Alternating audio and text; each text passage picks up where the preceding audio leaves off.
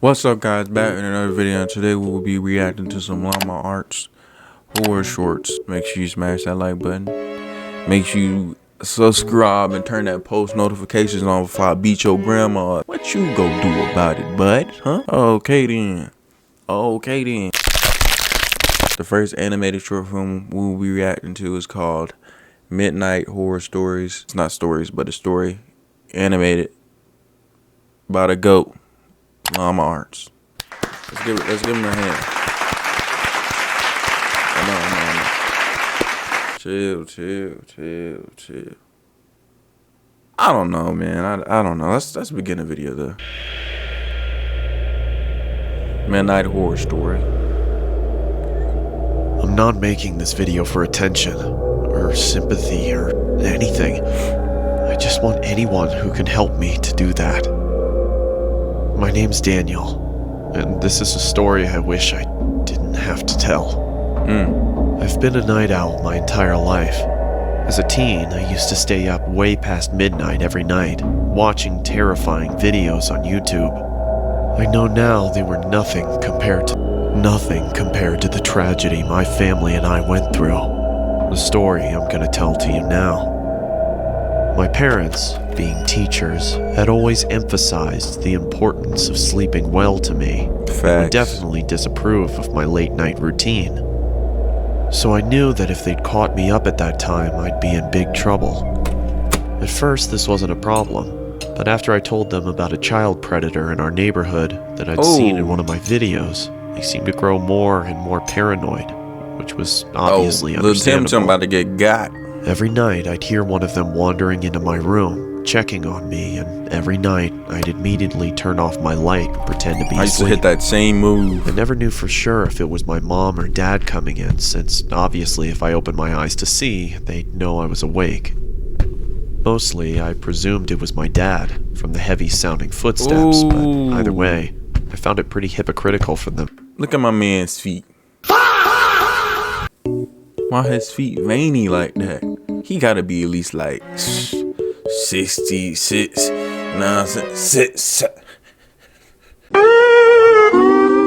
I'm starting to realize slowly I genuinely have issues. Like, just go to like all the end of my videos. I have real life issues. Like, I'm sorry. About being up late when they were awake themselves. Sometimes I wondered if they knew I wasn't sleeping, because often it was only after what seemed like hours before they'd finally leave and go to check on Alfie. That's my little brother, and Lucy, my little sister. I'd have asked them about it, but I thought it would have confirmed any suspicions which they seemed to already have about my staying awake deep into the mornings of the next day. Like I said, I guess they were just paranoid about the child predator. It was stupid for me to presume any of these things, and I'll never forgive myself for it, but I did it all the same. Anyway, one day, Lucy's school, where my parents both work, announced a school trip. It meant they'd be gone at some point next month from Saturday morning to Sunday morning, and it meant that I'd finally get to watch the horror movie my friend had lent me, and my parents had refused to let me watch. There was one downside, though. I'd be left to look after Alfie. He, being only 6 years old, my mom was reluctant to leave him in my care alone, but my dad defended me, reminding her that Alfie had been up most of the night after a nightmare, so he'd probably sleep most of the day anyway. Besides, he reassured her, he's 17. He can be given a little responsibility. With a heavy heart, my mom agreed. I honestly wish she hadn't. Finally, the morning came for them to head off. It took longer than expected because my sister said some of her favorite toy dolls had been stolen. But eventually, my mom persuaded her that they were probably just lost, and told me to look for them whilst they were gone. I begrudgingly agreed, and soon they were ready to go. As they were leaving, my mom gave me a stern word, reminding me to lock the doors, not go to bed too late, and take good care of Alfie. She told me she'd be watching through the security cameras to make sure I was looking after him properly. I told her she really didn't have to worry. Then we said our goodbyes, and they were off. Alfie and I spent most of the day playing outside, but came in after the frisbee landed near a strange man who Alfie said had been in his nightmare. I told him that was ridiculous, because even if he somehow was in his dream, he wouldn't be able to remember. Anyway, I went by myself to get it, and I have to admit that the man was fairly creepy. He had a huge grin, and his eyes, staring right at me, seemed to be permanently forced further open than they were designed to go. His clothes all seemed to have been made from someone 50 years younger, as they struggled to cling to his fully grown body. Bro built like that tree on the left. It was cold, but he was wearing a sun hat, a tiny one for children, which barely fit on his head. I recognized it. I'm gonna bite your ear. I didn't know how at the time. I'm sorry. If I'd learned anything from the videos I spent my nights watching, I'd have abandoned the frisbee and left. But clearly I didn't, because not wanting to feel like a baby, I approached him. As I got closer, bro, you can have that. You can have his it, bro. smile disappeared, and he removed the hat and held it behind his back. I began to see his features in greater detail. He looked tired. His eyes were bloodshot and had huge gaping bags under them. In the entire time it took me to get to him, the man didn't move an inch, other than the odd blink. Not even his eyes shifted. At this stage, I was getting uneasy. He smelled like deodorant and quarters. Hi, can I have my He smelled like Rice Krispie treats and grass. Thanks. He smelled like tree bark and onions. If you can even call it a conversation. He smelled like H2O. Still makes me shiver. And carbon dioxide. I locked the front door as soon as we got home. We were both a bit shaken, and Alfie looked tired, so I gave him some more food and put him to bed. It took him about 2 hours to fall asleep. He kept complaining that he'd have another nightmare about that man. I told him he wouldn't, but he wasn't convinced. I see him every night, he whispered to me. Well, if you see him again, don't worry, I'll be here to fight him off. This seemed to settle him down, and soon he was fast asleep. At about 11, it was time to put my film on. I couldn't have my mom knowing that I was watching it, so I did something. I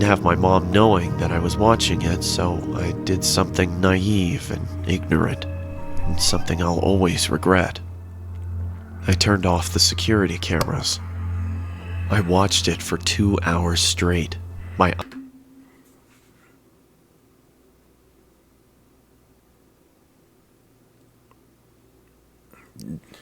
Bro got a brain of a Pop-Tart. With no icing. Like, just, he a nasty Pop-Tart too, so, with a little hair on the side, so. What is wrong with him? It's crazy, bro. Eyes never straying from the screen. Until I replayed the last few seconds of the film. But the sound didn't happen again. It was coming from inside my house. Nah, don't turn it off now. Alfie? He didn't reply, but I could see him under the covers, so I thought he was just asleep, and I didn't want to wake him up. I swear, if I thought anything worse had happened, I'd have checked. You okay? I thought maybe I was just worrying too much, hearing things. It was late, and the film had been scary. Bro, the window was all wide in my head. open. The heck? I knew from the sound of his voice it was him. Bro. Alfie! Alfie? Usually this much noise would have woken him up. Alfie, what's going on? I knew something was wrong. It was him. The doll. I couldn't believe it. It had to be some kind of sick prank. It had to be. But it wasn't. It was the man I'd spoken to earlier. He'd taken my brother. Well, Tim. Alfie! Bro. I was certain they'd be gone before. Head diving right out the window, bro. You gotta save your brother. He didn't set off straight away. He watched as I tried helplessly to do something. I screamed. screamed and I shouted and I banged on the windows and Break I tried to open the doors, but nothing worked. It was all in vain. There was nothing I could do for my brother, my best friend, as he was stolen away from me.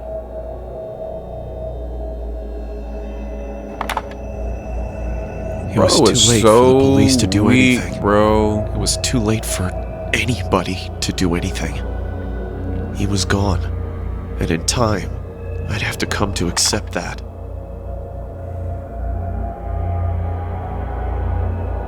You have 9 new messages. First message. Hello? If you're out with Alfie, call me back when you get back in, please. Love you guys. Bye. End of message. Second message. Daniel, we've been trying to get a hold of you for hours. Is everything alright? Did you turn the security cameras off? They'll be fine. The security system probably just glitched out. Hey, Alfie, just call us as soon as you can, okay? You know how Mom worries. End of message. Third message. Listen, Daniel, we're starting to get really worried now. If you don't pick up, one of us is gonna have to come home to check if everything's okay. Please pick up. End of message. Fourth. 5 more, bro. You better listen to him.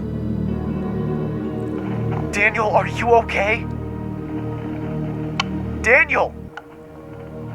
What's happened? Please answer!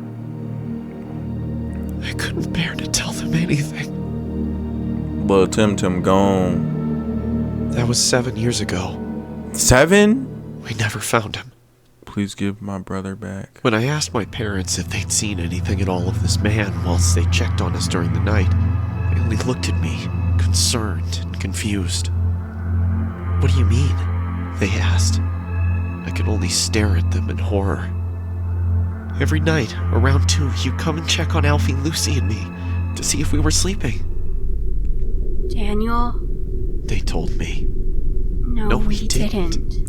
The police wanted security camera footage of the man, but of course, there wasn't any. It automatically deletes any footage older than 24 hours, which meant I'd been mindless enough to stop it recording on the only night we could have seen him. You know, the strange thing is, I don't even know if I want Alfie to be alive. Because if he is, God knows what that monster has done to him. Honestly, yeah. Sorry if I've gone on too long, but the guilt's been killing me. I had to get it out somehow.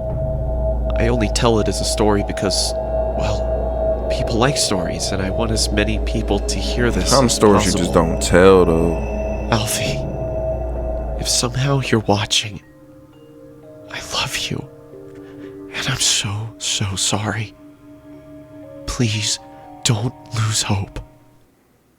And to the man who took you, it's not too late. If you have any heart at all, and even if you don't, please let my little brother come home. Bro, it's over with. To everybody else, if someone comes into your bedroom at night, open your eyes. You never know who it might be. I still stay up late at night. See, that was good. I ain't lying. But it's not because I don't want to sleep. It's because I can't. In case anyone sees Alfie, this is the last good photo we took of him. Dang. That's it. Stay safe. Thank you. Wow. Thank you for...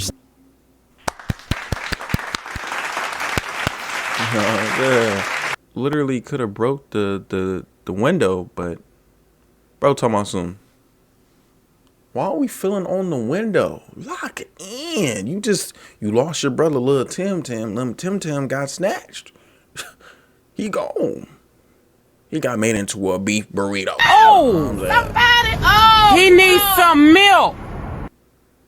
The next horror short film we watching is called True Gas Station. Horror story about a goat I'm gonna be saying it every single time I say the video. I don't care. Eagle Bop Sniper. One night last summer, two of my friends, Sam and Jake, convinced me to sneak out with them and drink. We were all bored, just looking for something to do. We decided to go for a walk to a local gas station that was open 24 hours a day. The walk there was pretty uneventful. We talked about random topics and drank a couple of beers. Once we got to the gas station, Jake had to use the bathroom. When he was in the bathroom, there was a dirty, sketchy guy in there. Jake struck up a conversation with this guy. It was pretty normal, except when the guy asked like he why he like was out so late, diesel, if he was by himself. And keyboard dust. Jake brushed it off as the guy was just trying to tell him to stay safe. We bought some snacks and we noticed the guy following us around while he was talking to someone on his phone. We left soon after, and on the way back, we sat on the side of the road and talked for a while as we drank some more. It was pitch black by now because there are no street lights in the area. We saw a car coming down the road, which was no big deal. We sneak out pretty often and we've never had any real problems. Cars usually just drive by. This time was different. The car spun around in the road. That was clean, and pulled though. up right next to us on the street, and two guys got out. We ditched the beers, got up, and sprinted down the street. Jake and I hid behind an RV, while Sam hopped a fence. Me personally. The two men looked dirty, like they hadn't showered in days. We watched them with the two clean guys kick for a little moves. while, which is when we noticed that one of them had a gun in his hand. They looked in our direction for a few minutes before they got back into their car and drove off. Jake and I looked for Sam, but we couldn't find him, so we decided to head back home. Where's your friend We thought at? we had lost them, but on the way back we turned a corner, and those same guys were sitting in the car, waiting there. We ran through the alleyways and backyards until we lost them. Every few minutes, we saw the car driving slowly down a street or alleyway in the distance, and we would hide. Eventually, we made it back, and Sam messaged to tell us that he got followed by a different car, but he made it home safe. It's been almost a year since that night. We're always more cautious when we go out, and Sam still has nightmares about being abducted.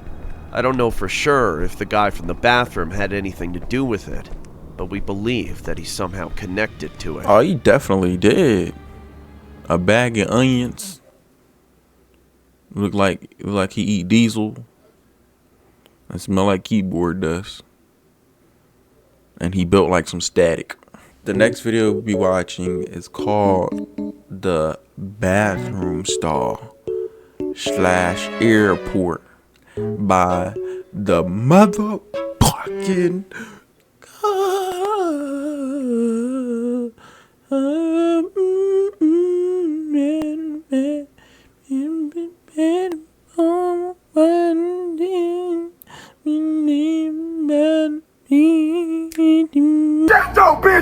I'm just really hyped to really just record videos today. I'm not gonna lie. I haven't reacted to nothing recently. So it's mostly just excitement. I'm just happy to be in front of the camera, my boy. You know, it's crazy how how nervous I was before, but like to hop in front of the camera. Like if you look at my old video, bro, I was nervous. Now, bro, I don't give a.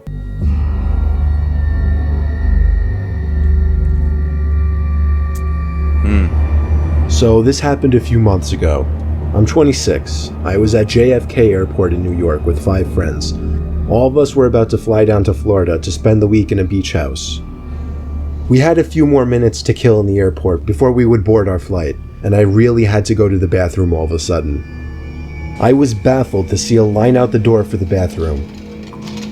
I noticed a janitor walking by, so I asked her if there was another bathroom nearby that wouldn't be so crowded. She laughed and told me she shouldn't really be telling people, but there was another bathroom past the door she was pointing at, down a narrow flight of stairs and to the left. I thanked her because she was extremely nice and followed the direction she gave me. Sure enough, behind that door that no one would think to open was a small stairway that led down to a really poorly lit, skinny hallway. I'm turning my It was right so narrow around. that if 2 people were to pass by each other, one person would have to stand against the wall to make room. I found the bathroom right away. The door was extremely heavy and hard to push. Also, the lights were on inside of the bathroom, and it was filthy in there. It was evident that nobody ever really came in there to clean. Look at the scene! Now, this is a little embarrassing to mention, but when I go to the bathroom in public places, I always try to make sure nobody else is around to possibly hear me going. So after checking the stall to see that it was unoccupied, I went back into the hallway for a second to take a look down both directions. You trying to throw them logs? To the left, there was somebody standing at the end of the hall, in a dark, unlit section of the hallway. It was a disturbing sight to say. Taking my shirt out the toilet, throwing that joint. All I could do was awkwardly pull my head back into the bathroom and try to pretend we didn't see each other. You already seen me. I went into the stall and just stood there biting. And I want you. Now we can do this the easy way or we can do it the hard way. The choice is yours. And of course it did. I saw the man's black shoes under the stall door as he walked to the stall next to mine. He shut the door and then there was silence. No sound of the man unzipping his fly or sitting down, nothing. He was looking at that. I realized I didn't really have to go anymore and went to unlock the stall door. That's when I looked up and saw the man's head peering over the stall, looking at me. What did I say? He wants you, and he needs you. I nearly had a heart attack as my screams bounced off the walls of the tiny bathroom. I ran back up those damn steps and out that door, and then casually walked back over to my friends. I was breathing heavily, but nobody seemed to notice. I didn't tell anyone just because it was embarrassing and I didn't want my friends to make fun of me in any way. I know, I guess that seems stupid now. We went on to have our Florida vacation and all had a good time. Of course, the thought of that creepy man haunted me every night that week.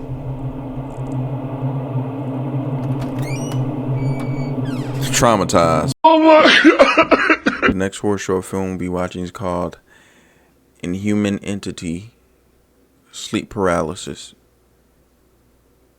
by the GOAT GOAT. I got issues, bro. Like, I'm mentally insane. But you should subscribe though, because you know, at least I don't have like a weird personality. You know, at least it ain't YouTube sugar coated, right? Thanks to XP Pen for sponsoring this video. More details at the end.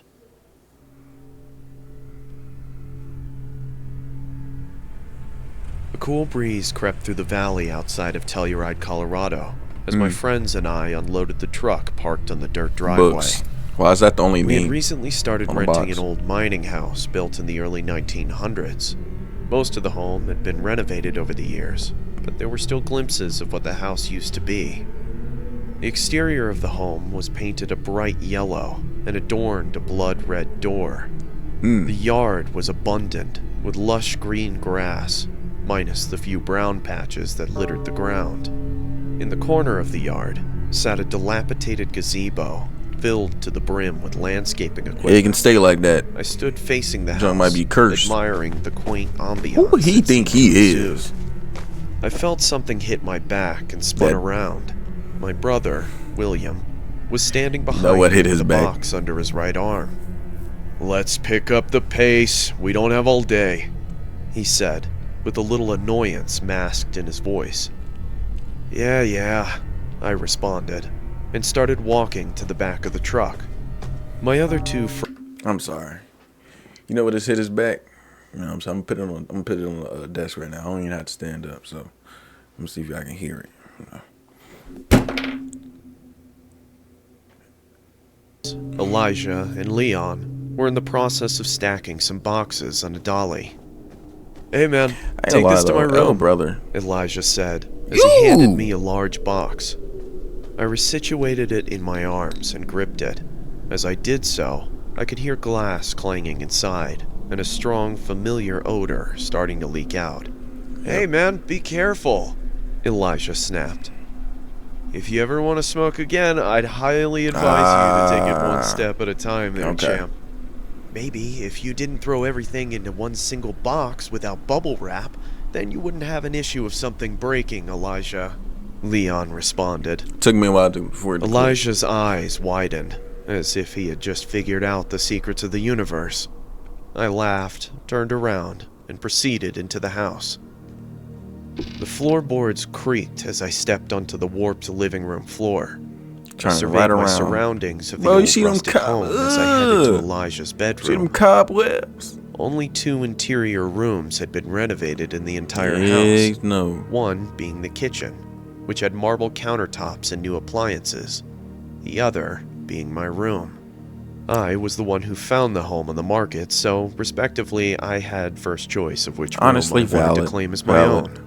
The other rooms, on the other hand, were still the same as they had been since the early 1900s. Wait, why was that room so like and old chipping dang, they're paint. perfect. Dude, what the hell? William yelled from upstairs. I quickly climbed the narrow stairway to find my brother in his room. I walked in to find what looked like to be a large lump underneath the wooden floorboards. It almost looked like Andre the Giant was buried in the middle of the room. I ain't gonna lie, that creak scared me. I told you it was an old home, Will. Things shift over time, I said, trying to hold my snickering back. Yeah, I get that. But you didn't say that I'd have to maneuver around a speed bump, he snapped back. I took a deep sigh and turned to him. Okay, look man, we're only gonna be here for a year. You've got plenty of room to put your bed so you're not sleeping on an incline. William turned back to the floor dejected. That's easy for you to say. You're not staying on the cover of Sticky Fingers by the Rolling Stones. After we had moved everything into the house, we all plopped down on the couch, beers in hand, and began our well-deserved awe. They is in the trap had house. Already begun smoking, and the room started to fill with the pungent odor. They is in a trap house. So are we gonna be doing some ghost hunting tonight, boys? Elijah said, as he passed the joint to Leon. Oh, come on, you don't actually believe that crap, do you? Leon responded as he was rolling his eyes. The guy blew his brains out on the front porch in the 1930s. I'd be surprised and while we if move there wasn't in, a ghost floating through the halls. I mean, how do you think we got such a killer deal on rent? William said as he lifted his arms and started mimicking the sounds of a specter. Shut up. Lost a brother there it's anyway. All nonsense. You've just been watching too much Ghost Hunters, I responded. But anyway, I'm gonna go to bed. We need to get up early to do some cleaning. Good night, guys. I stood up and meandered to my room. Nah, we all sleeping in the same room. In reality, I was a little perturbed by what happened at this house. I've always been quite agnostic to my beliefs of ghosts or spirits, but I've never witnessed anything myself. Hey, big bruh. The rent was super cheap for an entire house, and I wanted to save some money for a trip outside of the country. Okay. I pushed the fact that someone had ended their life to the back of my mind. I wish things would have turned out much differently. I entered my room, you better not sleep on the bed with your outside clothes on. Like, it had been a long day. I gotta stop talking too fast. From moving. I got scared grabbed again. my phone and looked for a rain and thunder YouTube video to help me sleep. And after about 15 minutes, I crept into comfortable darkness. My eyes shot open in the middle of the night.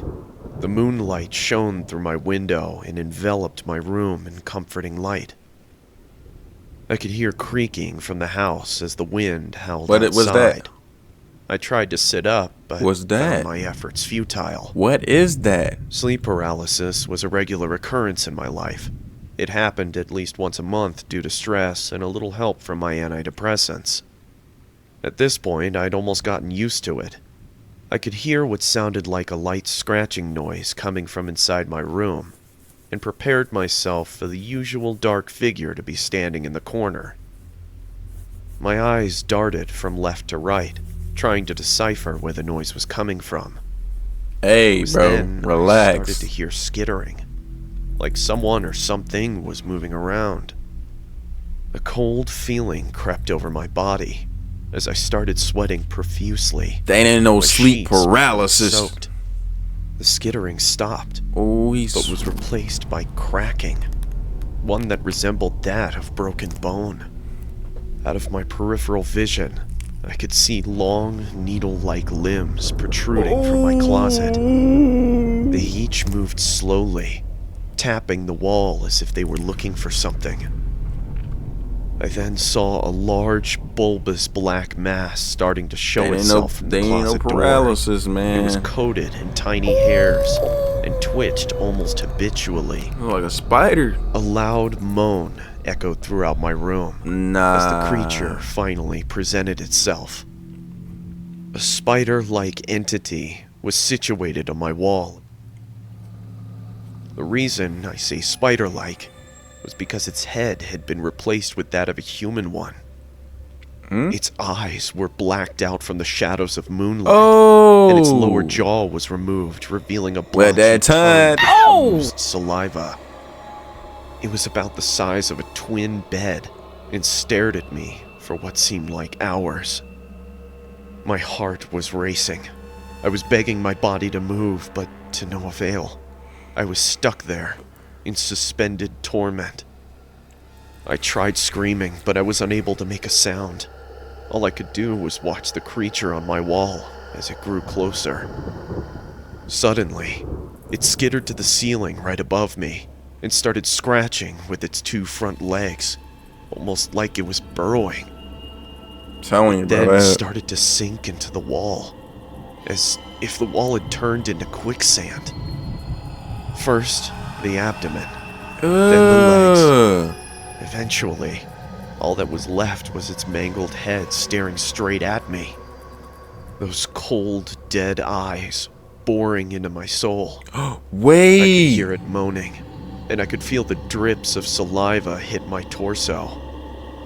The creature then let out an inhuman roar and vanished into my ceiling.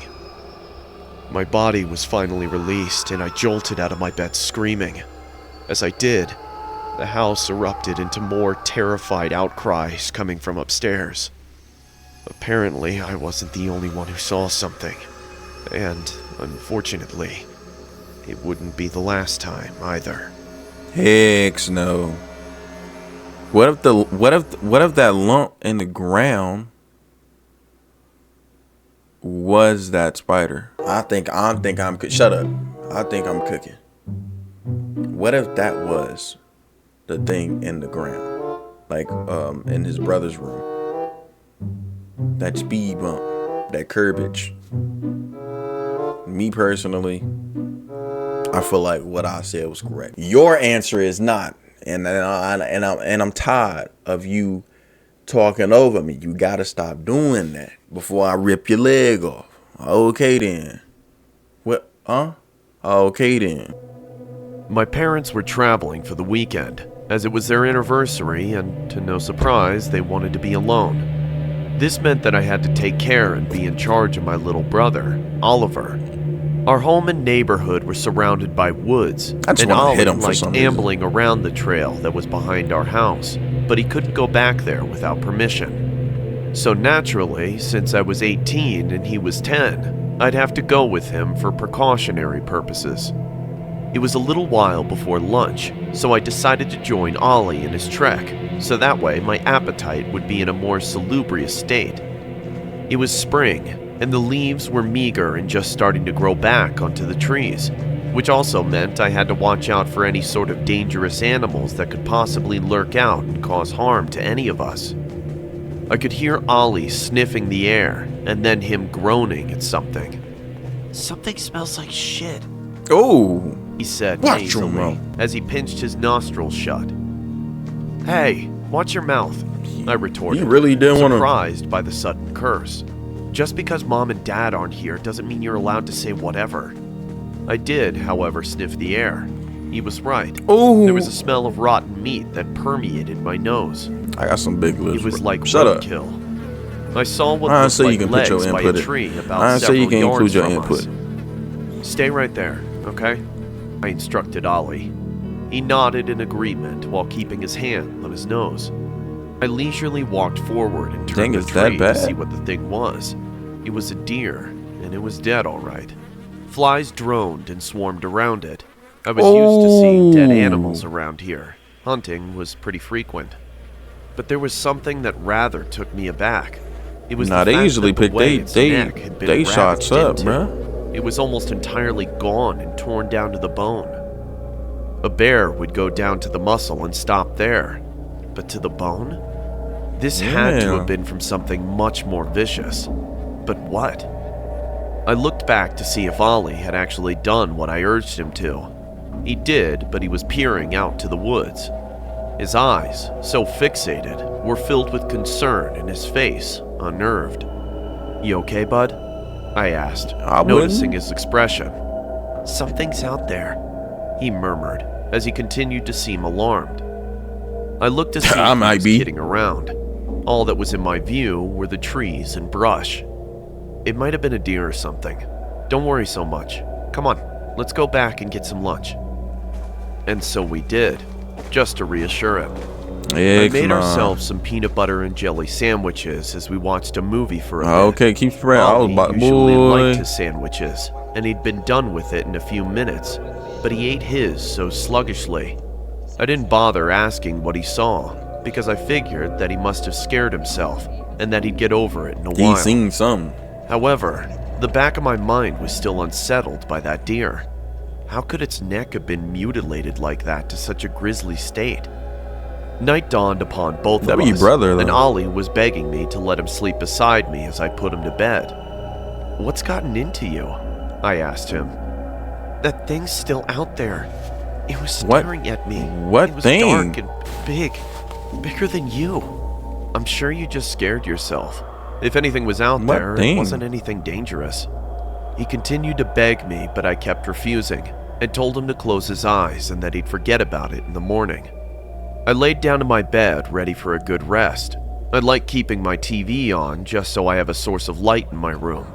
I felt my eyes starting to sag. That was a voice crack. Don't you dare play it back. Drowsy. There was a sudden snap from outside. It sounded like a stick being splintered. I figured it was some animal, like another deer, but what would be out at this time of night? Exactly. My TV was still on, so I decided to watch a little bit more, just so I could go back to sleep. Without even thinking, my gaze floated to the window, and my heart punched the inside of my chest. There was something at the window. I couldn't see what it was, save for the eyes. They were milky and opaque, almost lifeless, but they were staring right through me. I tried to make it seem like I didn't see the figure outside, and just roll over onto my stomach and pretend to be asleep to try and avert it. I then heard something against the glass. The thing was scratching my window. The sound was piercing my ears and grated at my nerves. My chest started to feel full as my breath started to shorten. My window was starting to open, and I could hear that thing climbing into my room. Its presence was clearly made, as its shadow covered my entire bed in black. I sat there hyperventilating for what seemed like hours, until I felt the mattress start to sink in. The springs groaned as the thing had climbed onto the bed. I felt I could literally die from fright right there. The thing started to move across my bed. I was trying my best not to breathe so hard, but I was completely terror-stricken. It then stopped and stood right at my shoulders. I felt its giant feet clasping onto my shoulder blades. I could hardly breathe. I had a mirror to my right that allowed me to see what was above me, and chills ran down my spine. The creature was black, large, and at least 7 feet tall and lanky. Ugly feet, though. Its arms went down to its calves. Its chest leaned over me and stretched to an impossible degree. Bro. It didn't even look human or animal. It seemed alien. I shut my eyes tight, hoping that it was just some dream. Bro, it ain't. I could start to hear the creature's heavy breaths and growling. It sounded like a dog, but much more disturbing. As it grasped harder, I feared the worst. My ears were ringing. Bro, I wasn't breathing while I bit my tongue. My eyes were shut so tight, and the blood flow in my head stopped almost completely. Something then beckoned it off of me, and the creature leapt off. Through my ringing ears, I thought I could hear something like thumps and rusty hinges. I painfully felt the blood flow starting to come back, and I blacked out. Morning came and I had a massive headache now, and my chest felt so tight. I needed to go wake up Ollie and make breakfast, and I reluctantly did so. I went into his room but found his bed empty. I checked all of downstairs to check if he was there somewhere. He done got took. Nothing. I then thought of the one place he could definitely be if he was hiding. I went outside and took to the path in the back of the woods. I walked some ways while trying to get over the pain in my head when I saw his bare feet by the tree. "Ollie," I said, exhausted and annoyed in my grimace. "Come on, what are you—" I stopped. Bro. I felt my whole entire world collapse as I was bludgeoned with every single negative emotion possible. I put two and two together, and it answered my questions as it brought my distress up tenfold. Ollie was sitting there. His skin was pale. His cloudy eyes trickled with blood, and his neck was mangled to the bone. He was dead. He wasn't lying. That creature was still out there. And you let it happen, bro. What the...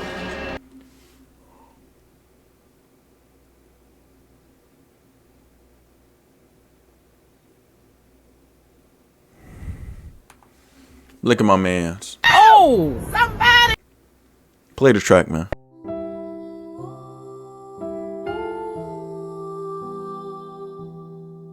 That's all I got for today. I'm gonna see y'all in the next video. I don't know what that next video is gonna be. I'm not gonna lie. I'm gonna see y'all in that video, and hopefully you have a good day. Hopefully you have a good morning. Hopefully you have a good day at work or a good night. Make sure you hit that like button. All right. If I don't, I'm crashing the car into your grandma's ankles. Anyways, goodbye.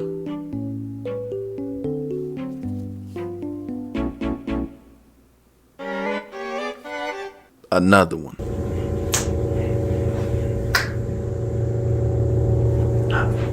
Oh, I didn't see you there. Have things in your life haven't been going right? Have anything, I don't know, random happened just now? Has anyone been under your bed late at night recording you?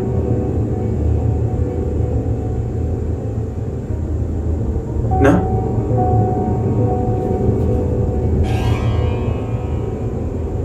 You see him? But, yeah. Click here. Watch the next video. Ding ding ding ding ding ding. Ding ding ding ding ding ding ding. What you waiting for? Ding ding ding ding ding ding ding. Ding ding ding. Ding ding ding ding ding ding ding ding.